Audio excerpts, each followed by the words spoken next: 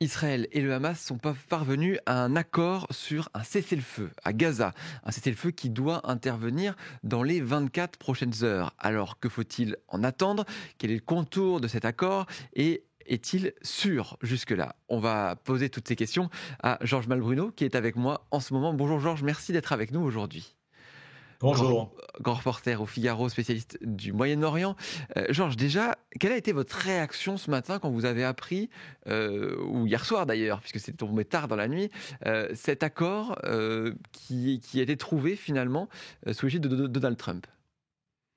Cet accord était attendu dans la mesure où il y avait une pression, je dirais, internationale très forte exercée sur le Hamas pour qu'il accepte. Vous vous souvenez qu'il avait dit un 8 mai il y a quelques jours, mais il fallait encore finaliser la première étape de cet accord. Donc voilà, le Premier ministre qatarien était là, les chefs de services de renseignement égyptiens, turcs, qatariens également étaient auprès du Hamas. Et donc, logiquement, le Hamas a dit oui à cette première phase, qui n'est qu'une première phase, qui comprend deux choses. D'abord, donc effectivement, le cessez-le-feu et la libération des otages israéliens, la vingtaine vivants et une trentaine morts. En échange, la libération de plus de 2000 prisonniers palestiniens. Donc tout ça doit se passer au cours des prochains jours. Donald Mhm. Trump a parlé lundi. Il y a encore un certain nombre de mécanismes à mettre en place. Il faut que donc l'armée israélienne cesse ses bombardements, ce qu'elle a commencé de faire, mais pas de manière, je pense, encore tout à fait complète, et qu'ensuite, eh bien, la mécanique d'échange se mette en place. Donc voilà, la première phase est enclenchée. Elle ne l'est pas encore sur le terrain, mais a priori, c'était plus qu'une question d'heures et de quelques jours, puisque effectivement, Donald Trump avait donné 72 heures au Hamas pour libérer les otages et il a parlé d'une libération qui interviendrait lundi ou peut-être même avant, puisqu'on parle de première libération samedi. Mais il y a quand même beaucoup d'aspects logistiques à organiser, parce que libérer 20 otages, c'est pas comme en libérer un. Les 20 ne sont pas au même endroit. Il faut assurer leur déplacement selon des trajets probablement différents, la remise à la Croix-Rouge internationale, ensuite l'évacuation en Israël, et en parallèle, il faut qu'il y ait la libération des 2000 prisonniers palestiniens. Donc voilà, donc cette première phase est enclenchée. Dieu merci pour les otages, ils vont recouvrer la liberté prochainement. Des prisonniers palestiniens également vont être libérés. Mais il y a encore la mise en place de cette première phase. Et puis ensuite, on va en reparler. Il y a la deuxième phase, les autres phases de ce plan de paix, effectivement. En tout Mhm. cas, un plan, moi j'appellera un plan de paix. Il n'y aura pas de paix entre les deux encore, mais en tout cas de séparation. Oui, on pose les bases pour l'instant. Est-ce que cet accord, jusqu'à ce week-end, il est sûr de tenir ou il y a encore des choses qui peuvent le faire capoter? Ah non, non, il peut tout à fait capoter. Vous savez, entre deux camps qui n'ont aucune confiance l'un envers l'autre, cet accord peut tout à fait capoter. Mais quand même, je pense qu'il y a eu un tel engagement international, euh, contre le Hamas, qui s'est retrouvé quand même très isolé, même si il a aussi capitalisé, je dirais aussi, sur l'aide que lui ont apporté toutes les personnes dont je vous ai parlé tout à l'heure. Et Mhm. puis de l'autre côté, Donald Trump qui a exercé une pression sur Benjamin Netanyahou. Donc, a priori, quand même, ce plan devrait commencer d'être appliqué. Oui, là, ce sont des images en direct de Tel Aviv où il y a beaucoup de manifestations pour la libération des otages. Il y avait beaucoup de monde depuis ce matin, des manifestations une nouvelle fois. On imagine aussi que c'est un vrai soulagement pour toute la société israélienne. Bien sûr, parce qu'il y a quand même 20 otages qui sont détenus depuis 2 ans, un peu plus de 2 ans, puisqu'ils ont été enlevés le 7 octobre. Donc c'est une libération, un soulagement immense, à la fois pour eux qui ont vécu l'enfer dans des conditions de détention extrêmement difficiles, en période de guerre, de bombardement, avec une épée de Damoclès quasi constante sur leur vie. Et puis pour leurs familles, évidemment, hein, ces otages et leurs familles sont évidemment soulagées. Elles le réclamaient depuis longtemps. Elles accusaient même Benjamin Netanyahou de ne pas tout faire pour les libérer. Donc évidemment, pour toutes ces familles, pour la société israélienne, c'est un soulagement énorme. Israël qui annonce justement que la version finale de la première phase du plan Trump est signée. La première phase, c'est dit une nouvelle fois, parce qu'il va y en avoir plusieurs. Qu'est-ce qui attend finalement? Qu'est-ce qui se passera ensuite? Est-ce qu'on sait? Alors ensuite, la deuxième phase, eh bien, c'est, je dirais, on rentre dans l'aspect extrêmement technique et encore plus compliqué probablement, c'est-à-dire, c'est essentiellement le retrait militaire israélien. Mhm. En vertu du plan Trump, l'armée israélienne s'est engagée à se retirer sur une ligne dénommée une ligne jaune. Voilà, on la voit, hein, Voilà, c'est celle-là.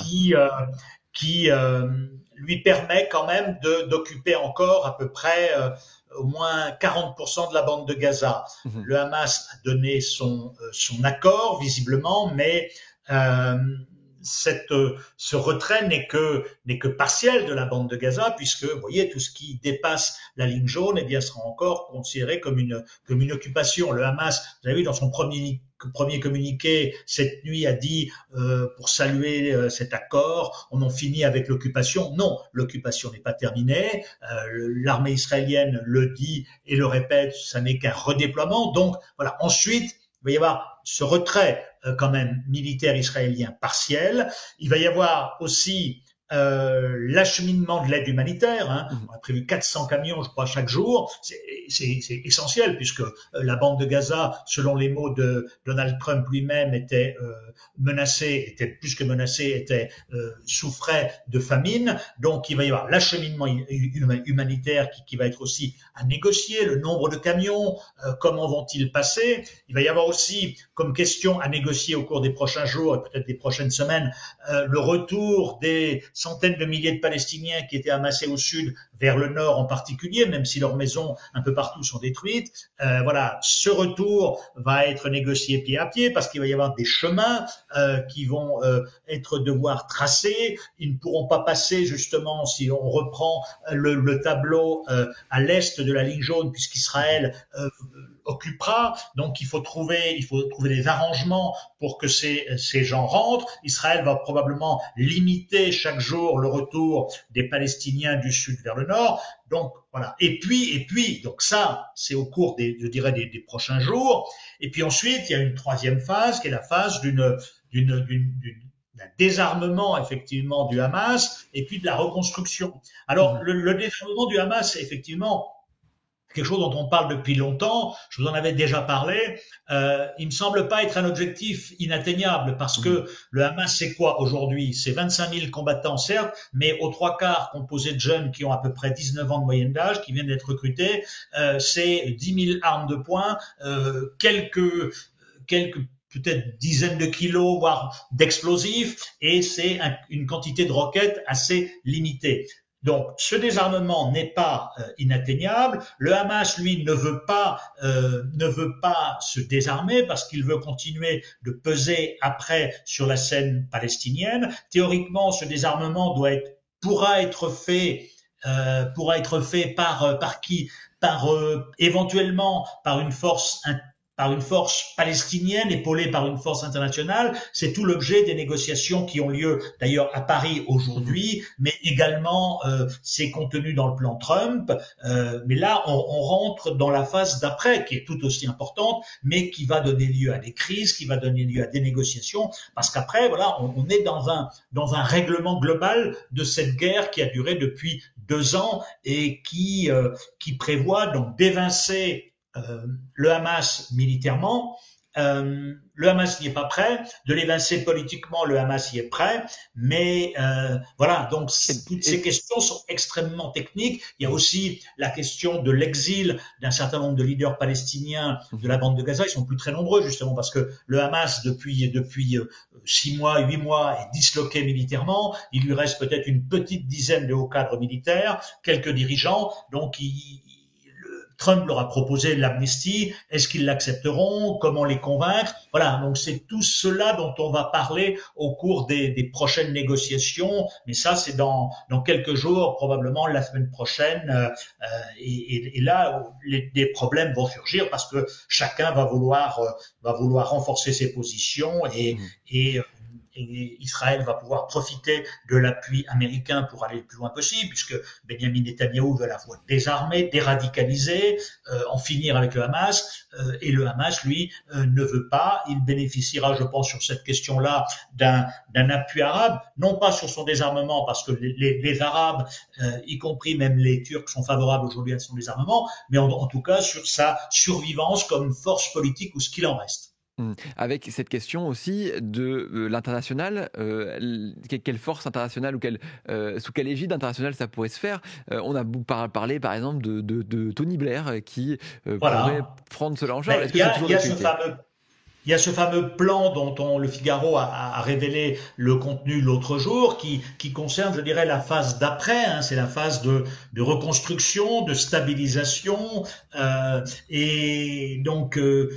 Mais là, on est même dans l'après, parce qu'avant, il y a la phase de stabilisation sécuritaire, qui va justement donc être responsable de la sécurité dans la bande de Gaza. Israël ne veut pas d'un retour de l'autorité palestinienne. Les Américains, pas trop non plus. Tony Blair, pas trop non plus. Les pays arabes, qui eux seront les payeurs de la reconstruction, eux disent nous, on veut bien aider à la stabilisation, mais c'est pas nous qui allons désarmer le Hamas. C'est pas les Saoudiens qui vont venir les armes à la main pour désarmer ce qui reste du Hamas. Donc voilà, ils veulent que l'autorité palestinienne soit réintégrée dans le jeu, dans le processus. Pour l'instant, elle n'y est pas, et c'est tout l'enjeu des négociations qui vont se tenir, encore une fois, je vous le répète, à Paris cet après-midi, mais aussi au cours des jours et des semaines qui viennent, au Caire, entre Israéliens, Hamas, Palestiniens et les pays arabes qui sont appelés à jouer un rôle dans cette reconstruction et dans cette stabilisation de la bande de Gaza.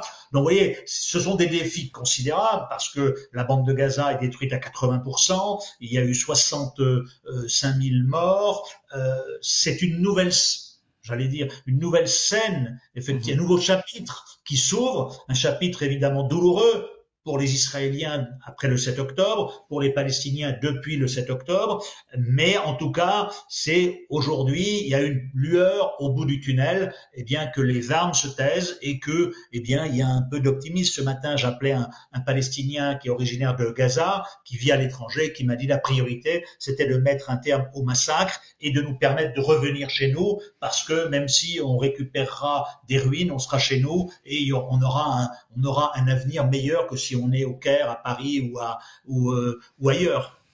Alors une petite question sur cet homme, Donald Trump. Est-ce qu'il a réussi finalement son pari d'apporter, alors peut-être que c'est le temps qui nous le dira finalement, d'apporter la paix, ou du moins déjà un cessez-le-feu sur Gaza? Non, la paix, non, pas encore. Mais en tout cas, il a réussi à faire taire les armes. Et ça, c'est vrai que c'est un succès diplomatique, parce qu'il a tapé du poing sur la table, il a exercé de fortes pressions sur Netanyahou, et il a exercé de très fortes pressions sur le Hamas via les pays arabes qui ont eux-mêmes relayé ces pressions. Donc, incontestablement, c'est un succès pour Netanyahou. Pour Donald Trump, faut pas en exagérer la portée parce que demain ou après-demain, tout ça peut être démenti. Mais Donald Trump a ouvert une perspective d'arrêt de la violence. D'ailleurs, c'est notre question du jour, je vous la montre. Trump mérite-t-il le prix Nobel de la paix? Puisque demain, il y a le prix Nobel de la paix qui est décerné. Plus de 50% des internautes ne pensent pas qu'il mérite le prix Nobel de la paix, mais il y a quand même 40% des gens chez nos internautes qui le pensent, Georges.